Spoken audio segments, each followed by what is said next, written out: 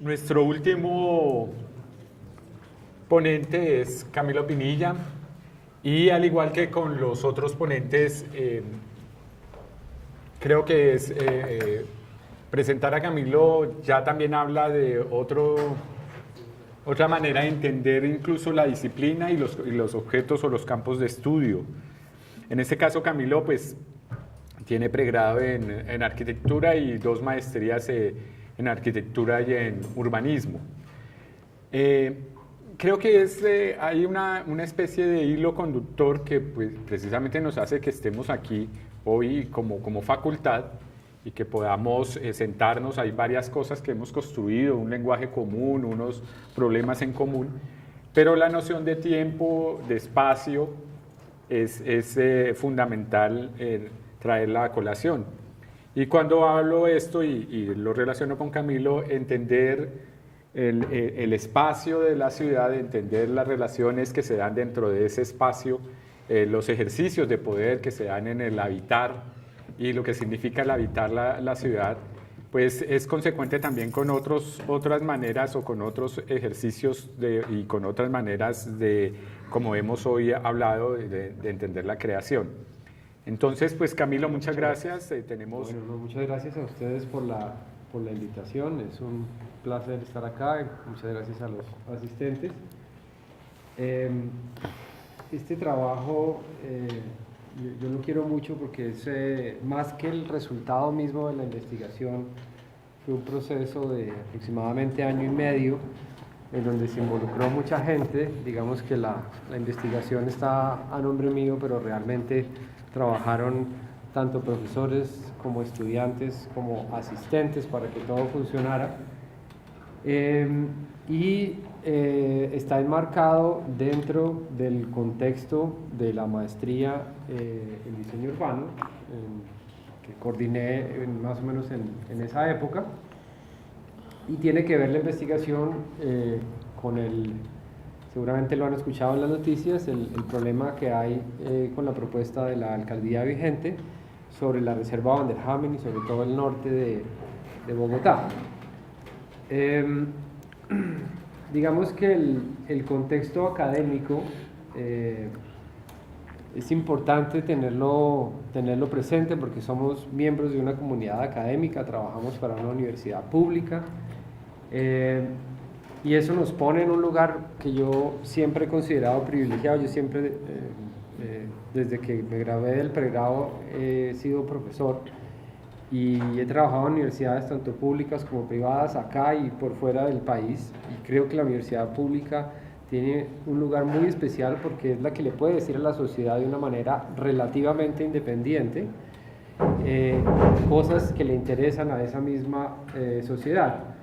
La universidad pública debe opinar, debe sugerir, debe evaluar, debe emitir conceptos, debe decir cosas que los actores públicos y privados que están trabajando allá afuera no pueden decir por su mismo trabajo, porque lo están haciendo allá. Nosotros tenemos tiempo, tenemos espacio, tenemos un poco de independencia para hacerlas. Yo creo que además las maestrías son el lugar especial para hacer ese tipo de opiniones y de comentarios acerca de los problemas de la sociedad. Es emocionante, pero a la vez es un poco, le da un poco de miedo. Nomás en nuestro comité académico estamos 11 maestrías, es una gran variedad de maestrías en nuestra área curricular, que por un lado quiere decir que tienen muchísimas cosas que decir, por otro lado también quiere decir que hay demasiada dispersión y hay mucho trabajo particular. Y como les digo, cuando tomé la coordinación de la maestría y empecé a revisar un poco con la autoevaluación y con todos los procesos académicos que se llevan acá, empecé a revisar cómo estaba el nivel de investigación de la maestría. Hay que tener en cuenta que es una maestría en profundización, es decir, que tiene un carácter profesionalizante, y los estudiantes que vienen no vienen particularmente a convertirse en académicos en su vida, sino que vienen a tomar un conocimiento y vuelven a la sociedad a trabajar. Y pues lo que encontré fue una relativa baja productividad académica, pocos artículos, pocas conferencias, sí había un trabajo que se hacía con algunos talleres o workshops, y sobre todo lo que había era muchas clase de computadores, clase de métodos, clase de historia, clase de teoría. Entonces los alumnos venían y era como si les diéramos un manual. Mire, esto es lo que tiene que usted aprender para hacer diseño urbano, ahora sí vaya a hacer diseño urbano. La idea fue cambiar un poco ese sistema, digamos,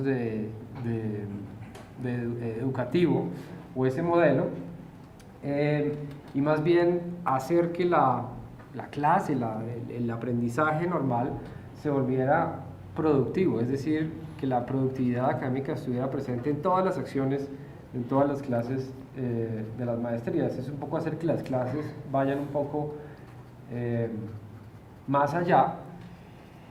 Y para hacer eso dijimos, cuestionémonos sobre problemas de la ciudad vigente, problemas actuales, problemas que, como les digo, ve uno en el noticiero y no sabe uno si es bueno o malo. Les preguntaría a ustedes qué opinan sobre el metro elevado o el metro enterrado, que es una discusión tan común que ve uno todos los días en el periódico y en los noticieros, y uno, inclusive uno que tiene conocimientos técnicos del tema, dice, no estoy seguro porque tiene tales ventajas. La idea era un poco tomar ese tipo de temas y discutir sobre ellos y hacerlos parte de la actividad educativa de la maestría. En términos prácticos, y ya el proyecto, digamos, de investigación fue hacer que los dos talleres de diseño, que son la parte fuerte, digamos, de la maestría, se hicieran como una investigación, no como un proyecto cualquiera simulado, sino que se hicieran como una investigación de verdad sobre un lugar específico y con unos contextos y unas variables específicas y reales.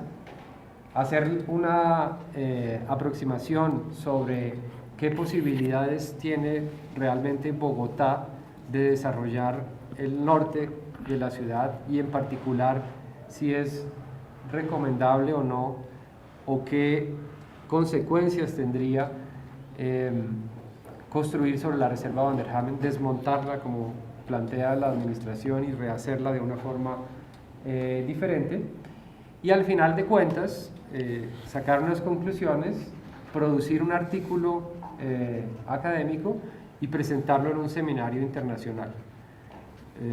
Se imaginarán cuando le dijimos a los profesores que ahora el taller no era taller, sino que el taller tenía que tener como resultado producir un artículo y además llevarlo a un seminario internacional, inclusive pues para los alumnos, por más atrayente y excitante que el reto puede ser, pues era una labor bastante difícil en el periodo de un año, y finalmente lo logramos hacer.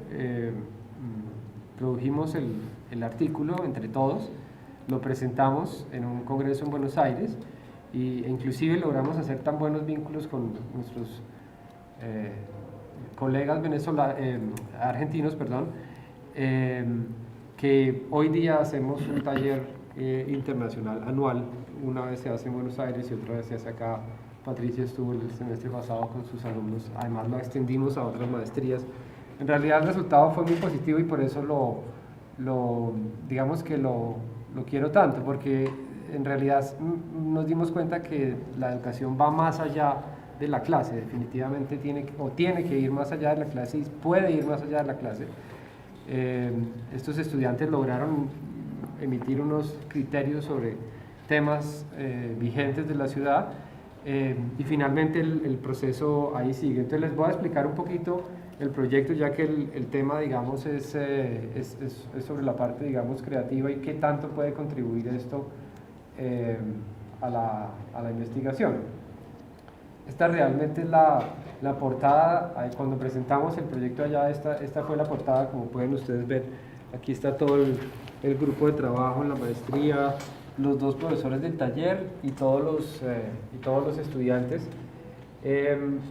Realmente lo que hicimos fue, no podíamos llevar a todos los 15 o 18 estudiantes que teníamos a Buenos Aires, hicimos una especie de concurso y los 3 mejores escogidos por los profesores fueron y nos acompañaron a presentar el artículo, el paper. Bien, hablemos ya entonces sobre la investigación. ¿Cuál es el problema? El problema es que Bogotá tiene muy poca tierra, ahora lo vamos a ver, o tierra libre, digamos, para construir, y una de las pocas, o de los pocos lugares que tiene todavía, como le gusta a los constructores, vírgenes, libres, sin edificaciones, es el norte de Bogotá. Esa manchita azul que ustedes ven ahí, originalmente aparece en el plan de ordenamiento territorial vigente que tenemos en negro, es decir, todavía no se puede tocar, no se puede desarrollar urbanísticamente. Dentro de esa mancha existe este polígono que está acá, que es el famoso polígono de la reserva Van der Hamen. Ese polígono, el polígono grande, este completo, o el azul que está ahí, son 5.000 hectáreas, y el polígono de la reserva son 1.500 hectáreas, un poquito menos de un 30%, y el proyecto de la actual administración propone ubicar 500.000 viviendas, eso es más o menos el 8-9% de la vivienda que tiene ahorita Bogotá, tal vez el 10% del tamaño de vivienda que tiene ahorita Bogotá. Son aproximadamente 1.750.000 personas, que corresponden a una densidad de 350 habitantes por hectárea. Bogotá ahorita maneja 200, 250, hay que revisar cómo se mide eso, pero es difícil encontrar un sitio en Bogotá que tenga 350 habitantes por hectárea. En otras palabras, lo que se plantea, o el desarrollo urbanístico que se plantea ahí, es bastante denso y bastante populado, digámoslo así. Nosotros arrancamos haciendo análisis históricos, y aquí es donde siempre voy a estar volviendo al tema de la clase y del trabajo que se hace ahí adentro. Es muy fácil venir y dictar esto en una clase, decirles, mire, Bogotá ha crecido así desde 1912, pero otra cosa es que los estudiantes empiecen a investigar y empiecen a estudiar y a buscar fuentes para tratar de construir este plano. Este plano está hecho hace unos 20 años, creo que Alberto Saldarriaga hizo el primer plano de este estilo. Entonces, esto es producción, es pura productividad de los estudiantes. Entendemos que la ciudad ha crecido del centro hacia afuera y que aproximadamente en los 80 empezaron a surgir los anillos, la 30, la 68, la Boyacá, la Cali, y ahora viene la LO, pero la LO ha debido estar hace mucho tiempo, o está planeada hace mucho tiempo, y hoy día, como les decimos, de las pocas áreas libres que quedan es esa del norte. En efecto, en el año 2000 había 3 grandes planes zonales. El plan zonal es la escala más baja de un plan de ordenamiento territorial, y esos eran el plan zonal del centro, que básicamente era una mejora de lo que tenemos ahorita en el centro y algún crecimiento de la vivienda ahí adentro, pero no significativo para los estándares o para las demandas de vivienda que hay en Bogotá. El plan de Usme, el plan zonal de Usme, que se enredó porque uno de los propietarios de la tierra se peleó con los alcaldes y se armó todo un problema. Entonces, básicamente, la última alternativa que tiene Bogotá para densificar en suelo libre es allá en el norte. Hay que tener en cuenta que, así como es la última alternativa que tiene, pues es un suelo que ofrece una oferta ambiental, así Peñalosa diga, eso salió en el periódico ayer, que son puros potreros y vacas, pues en comparación con lo que tenemos por acá, obviamente es muchísimo más, tiene una calidad muchísimo más ambiental, de recolección de aguas, de pureza del aire, en fin, hay una cantidad de ventajas ambientales. Es el último suelo fértil que tiene Bogotá. Si ustedes recuerdan, los que ya tenemos canas, siempre uno se imaginaba la sabana como una cosa por allá, afuera de Bogotá, lejos. Eso ya no existe, la sabana está aquí, está construida, tiene municipios con muchísimas personas. Este es el último suelo verde que le queda a Bogotá, y por esas mismas razones, al ser tan escaso, pues por pura lógica de mercado, es un suelo que es altamente comercial. Estos son hoy día, en términos de suelo, no en términos de metros cuadrados, unos de los lugares, si no tal vez los lugares más costosos de Bogotá, por la proyección que tienen a futuro. A diferencia digamos, del de Usme y el del centro, eran terrenos que son mucho menos, digamos, económicamente negociables, o que se les puede extraer menos beneficio económico. La reserva tiene una forma rarísima. La manera como fue decretada la reserva también entró como de lado. Esta no es la primera vez que una alcaldía pretende urbanizar este sector, siempre pues es el que queda. Y el objetivo de esta forma, si ustedes lo pueden ver, es tratar de conectar los cerros que están al oriente con el río Bogotá. Es el último corredor, el último posible corredor de conexión entre los cerros y el río Bogotá. Todo lo demás nos lo hemos gastado urbanizándolo, digamos, con edificios, construcciones, vías y autopistas. Es cierto que la reserva, pues, esto era tierra privada, ahí podía haber universidades, ahí podía haber fincas, ahí podía haber agricultura, esos eran los usos que estaban permitidos, pero al demarcar la reserva, esos terrenos adquieren un estatus diferente de servicio ecológico a la comunidad, a Bogotá en general, y por eso se congela su desarrollo. Pero obviamente ahí es cierto que ahí hay un hospital, y es cierto que ahí hay vacas, y es cierto que ahí hay potreros, pues eso es lo que hay. Pero obviamente el destino que le ha planteado la ciudad es de un servicio ecológico, es de un servicio que va a ayudar a mejorar las calidades ambientales de la ciudad. Lo demás que no está ahí en amarillo es parte de Guaymaral, es parte del primer plan zonal del norte, se desarrolló más o menos por acá. Por aquí hay unas partes que casi que llegan a Suba, pero si ustedes pueden ver, son más que todo fincas en donde hay un poco de agricultura, y donde sinceramente lo que cualquier persona propietaria ahí estaba esperando era que la ciudad creciera hacia allá y pudiera desarrollarla. La propuesta de la alcaldía yo pensaría que es relativamente sencilla. Pasa por encima de toda la reserva, aquí ven ustedes la reserva, y lo que plantea es, en vez de tener un corredor gordo que tiene esta forma acá, plantea varios corredores más delgados que conectan el río con los cerros. Como además, la otra propuesta importante es proyectar la Boyacá, la Aló, la Cali, arreglar la autopista, ensancharla aún más, y con eso, básicamente con lo que eso queda, realmente queda es como con una especie de grandes lotes urbanizados. Nosotros los técnicos utilizamos el término urbanizado es cuando tiene vías, cuando tiene servicios. Entonces ahí quedarían urbanizados porque tendrían vías, tendrían servicios, tendrían luz, tendrían agua, porque esas tres vías tendrían que tener o completarse con los servicios. En otras palabras, quedarían listicos para ser urbanizados, ¿sí? Queda perfectamente, además fácil de dividir, es decir, Amarillo puede coger un cuadradito, Bolívar, constructora Bolívar otro, la alcaldía puede decir nosotros hagamos aquí uno.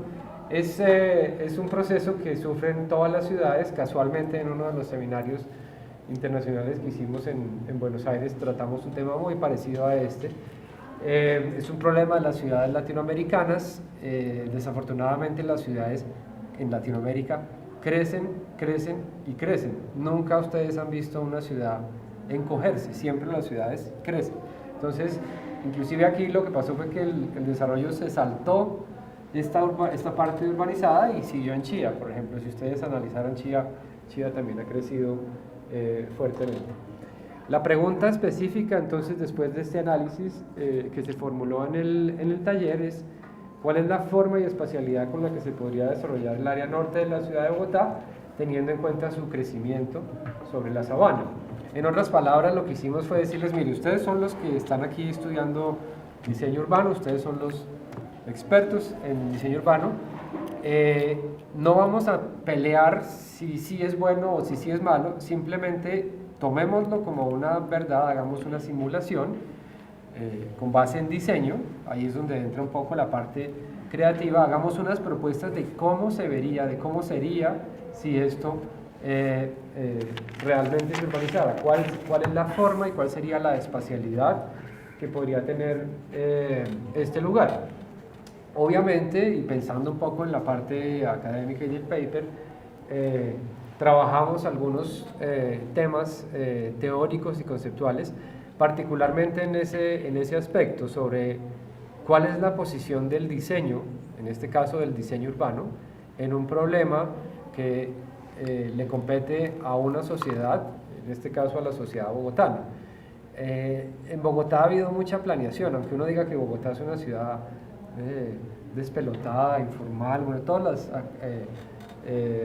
los calificativos que le podemos dar a Bogotá. En Bogotá ha habido muchísima planeación, tenemos todo un siglo de historia como cualquier otra ciudad en planeación. Aquí la pregunta es, ¿y el diseño urbano? ¿Sí ha habido diseño urbano? ¿No ha habido diseño urbano? ¿Cuál es el rol que puede tener el diseño?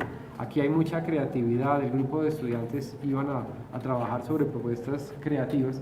¿Cómo podemos utilizar esa creatividad para evaluar, en este caso, una propuesta de urbanización de la ciudad? Con base en eso hicimos 5 propuestas, es decir, los grupos nos dieron para hacer 5 propuestas, de las cuales la A, la B y la C intervienen en la reserva, es decir, no respetan, están alineadas a la propuesta de la alcaldía, entonces construyen sobre la reserva, validan las vías, etcétera, etcétera, y los otros 2 grupos se mantienen en no ocupar la reserva, es decir, cómo podemos desarrollar las mismas 500.000 viviendas que quiere hacer el alcalde, interviniendo la reserva o no interviniendo la reserva. Digamos que los proyectos tuvieron su propio desarrollo, pero por ejemplo la conectividad y la estructura ecológica se desarrollan en paralelo, es decir, se busca que los corredores por donde vayan las vías interfieran lo menos posible en la estructura ecológica, que se permita la mayor cantidad de transición de agua. El agua es muy importante, que baje de las montañas y llegue a los ríos y permee en el territorio. Y finalmente, una vez analizado todo ese tema ecológico y de conectividad ecológica, ¿cómo podemos vivir compartiendo todos estos humedales y todas las escorrentías, tanto superficiales como subterráneas, que hay en la reserva? El otro proyecto era tomar casi que literalmente la idea de la alcaldía, es decir, buscar la conectividad entre los cerros y el río Bogotá a través de unos sectores urbanizados y mirar cómo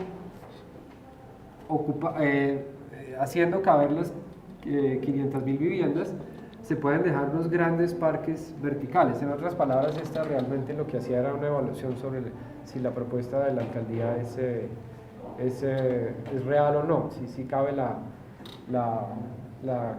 gente, digamos, las 500.000 viviendas. Curiosamente, para llegar a esa densidad tendríamos que hacer este tipo de edificios. Ahí donde los ven, yo pensaría que el más bajito es de 25 y solamente en ciertos sitios se podrían utilizar edificios más bajos, es decir, la densidad que se está planteando es bastante alta. A uno le pueden decir, yo quiero que usted haga 250, 150, 120 viviendas por hectárea, y eso sinceramente no representa nada. Solamente cuando uno puede sentarse a dibujar y empezar a estudiar y a explorar y a modelar esa cifra, es que uno empieza a encontrar las consecuencias que pueden tener ciertas ideas de planeación. Este proyecto se enfocó exclusivamente en el tema del agua. Como les digo, pues en Bogotá, si uno bota una gota de agua en los cerros, en teoría baja y llega hasta el río Bogotá. Entonces allá pasa con mucha más fuerza esto, pues sobre todo por lo que el terreno todavía está poco urbanizado. Entonces hay dos tipos de corrientes, unas que son superficiales, que son las que uno ve como en los humedales, digamos que uno las ve salir ahí directamente, y otras que ayudan a recualificar todos los acuíferos y hacen todos unos sistemas, digamos, de movimiento de materiales y de partículas por debajo. Este proyecto tomaba en cuenta las dos y buscaba generar una nueva ciudad, que es la ciudad prácticamente que nunca hemos tenido. Bogotá se llama Bogotá por el río Bogotá, pero Bogotá lo que menos tiene es agua. Entonces trataba de buscar un poco cómo la urbanización y el agua podían entrelazarse. Nuevamente los modelos son bastante densos, digamos, para lo que estamos acostumbrados. Finalmente, los proyectos que no, o que decidieron no ocupar la reserva ya en particular, en este caso tomaron el modelo del Randstad, que es la ciudad holandesa, que tiene un corazón verde o un área verde central, y buscaron, lo llamaron tentáculos, porque al revés de ocupar la reserva, lo que dijeron es cómo la reserva puede ocupar todo lo demás. Entonces los desarrollos siempre tenían corredores viales o parques lineales que estarían introduciendo parte de la reserva en lo urbano. Y por último, un proyecto en el cual dijeron lo mejor es buscar qué vocación tiene cada uno de los sectores que hay acá y tratar de explotar esa vocación. Obviamente la reserva pues tiene vocación ambiental, entonces sería la parte más importante, digamos, en este sector, o ambientalmente más importante. Y todos los otros proyectos pues tomarían un poco del lugar ideas para hacer ese desarrollo urbano. Por eso aparece el agua, por eso aparecen los corredores verdes. Sin embargo, vuelvo a recapitular, el desarrollo no es pequeño. El taller terminó y pasamos a la parte de análisis, un poco a analizar qué fue toda esa gran variedad de alternativas que produjimos. Aquí ven ustedes los números o las cifras de las tres propuestas que intervienen en la reserva y los números y las cifras de las tres propuestas que no intervienen en la reserva. Realmente lo que trata uno de analizar acá es si los indicadores son ostentosamente diferentes, si está construyendo mucho en un lado y muy poco en otra propuesta, revisar si además estos números nos dirían que una propuesta va a ser excesivamente más costosa que otra y por ende menos realista o menos posible. Sin embargo, si ustedes miran, por ejemplo, en cifras, en población, la única que se pasaba era la ciudad mutable, porque tocaba dejar muchos sectores para que el agua circulara libremente y condensar en otros sectores, por eso las cifras se subieron un poco, pero por lo demás, todas las propuestas en cifras resultaron relativamente parecidas. Hicimos además un análisis interesante y es ¿cuánto demoraría construir esta propuesta que está planteando la alcaldía en años? Buscamos los índices de construcción anuales en Bogotá y dividimos los metros cuadrados entre años, entonces nos dio más o menos que son alrededor de 125 años, o sea, dentro de 125 años se podría construir lo que se quiere construir ahorita. La alcaldía Peñalosa ya estaría en otro lado. Tercera reencarnación. Exactamente, sería como la tercera generación. Para verlo, es un proyecto, lo que quiere decir, fuera de chiste y chanza, es que es un proyecto bastante ambicioso. Bogotá no ha tenido un proyecto de este tamaño, nunca en toda su historia.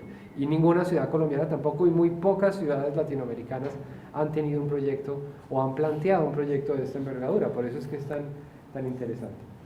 Bien, llegamos a las conclusiones y en las conclusiones uno tiene que ser muy cuidadoso. Aquí no queremos sacar la bandera en pro de uno u otro. Ese es lo que les digo que es el papel de la academia. Nosotros nos alejamos de los problemas de la vida real y lo miramos como desde la como desde la barrera, con tiempo, con espacio, con calma, con tranquilidad, no nos están acosando por entregar el proyecto inmediatamente. Entonces aquí hay algunas de las conclusiones que tuvimos. Y la primera es que todo esto se debe marcar siempre en un problema regional, es decir, Bogotá ya no es un problema exclusivo, ni los municipios de la Sabana son un problema exclusivo de los municipios de la Sabana. Lo que haga Bogotá a su interior afecta a la Sabana, y lo que ocurre en la Sabana afecta a Bogotá. En ese sentido, digamos que es cierto que lo que Bogotá puede hacer para prevenir el crecimiento desbordado que ha tenido la Sabana en los últimos años es densificarse. Ese, digamos que es uno de los aspectos. Afectaría menos Bogotá a la Sabana si se lograra la densificación. Sin embargo, después de haber hecho estos ejercicios, descubrimos que el crecimiento que podría tener Bogotá en términos de habitantes, si esto ocurre, es hasta el 30% de la población actual, un tercio de Bogotá, o sea, es excesivamente grande, lo que significaría un cambio, es decir, Bogotá, si le sumamos el 30% de la población a la Bogotá que hoy tenemos, estaríamos hablando de otra Bogotá, es un punto de inflexión completamente diferente. Increíblemente, lo que nos dimos cuenta es que las propuestas que afectan la reserva Van der Hamen versus las propuestas que no afectan la reserva Van der Hamen en este ejercicio, con las limitaciones que tuvimos y con el contexto de variables que tuvimos, tuvieron similares logros. Es decir, de acuerdo a lo que nosotros hicimos, da lo mismo, el resultado va a ser igual si afectamos la reserva o no afectamos la reserva. Entonces diría uno, pues si ya está la reserva, pues no la afecte, porque es que ya está delimitada, es una ley nacional. El otro punto es que, como les decía, no conozco una ciudad en Latinoamérica que haya tenido esta posibilidad. Tener ese sector ahí rodeado por Chía, por Cota, por Bogotá misma, cada día que pasa se vuelve una joya más importante, es un lugar muy importante para la ciudad. Cada día, si este proyecto no sale, esta semana están en reuniones en la CAR, la Junta Directiva, tratando de tomar alguna decisión al respecto. Seguramente no lo van a lograr, pero ahí siguen. Pero cada día que pasa, este lugar se vuelve más importante, es más relevante para Bogotá. Entonces, la conclusión es que o puede ser un éxito total, o puede ser un fracaso total. Y hay que tener mucho cuidado en esos dos aspectos. Mirando un poco las propuestas, fue increíble que nosotros tenemos estudiantes que provienen de diferentes lugares, de universidades, bueno, todos, la única cosa en común que hubo en todos es la conciencia ambiental. No hubo un solo día de clase en el cual no se tocara un tema ambiental, uno cualquiera, el que fuera. Es decir, decíamos, vamos a hacer unos edificios acá y una vía acá, inmediatamente llegaba el tema ambiental. Entonces, obviamente, el problema no es exclusivamente de que haya una ley que certifica que un lugar debe ser protegido, sino que ese lugar, si ahorita vamos allá, tiene todavía una de las pocas características ambientales que no hay en los demás lugares de Bogotá. Y finalmente descubrimos que de estas propuestas había unas que eran más rígidas que otras. Por ejemplo, la del agua, al ponerse un objetivo tan fuerte y tan importante, toca sacrificar todas las otras cosas en pro de esa del agua. Es decir, hay unas propuestas que son más flexibles y que pueden ayudar a solucionar más aspectos al mismo tiempo que otras.